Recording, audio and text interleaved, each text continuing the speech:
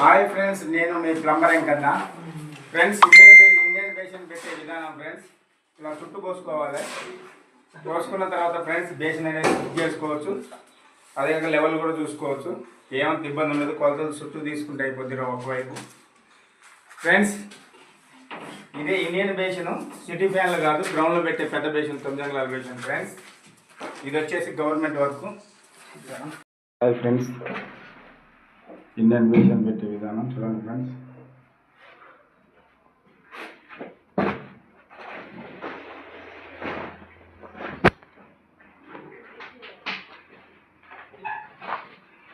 Friends, ఆ మడకలు అనేది గడ్డి.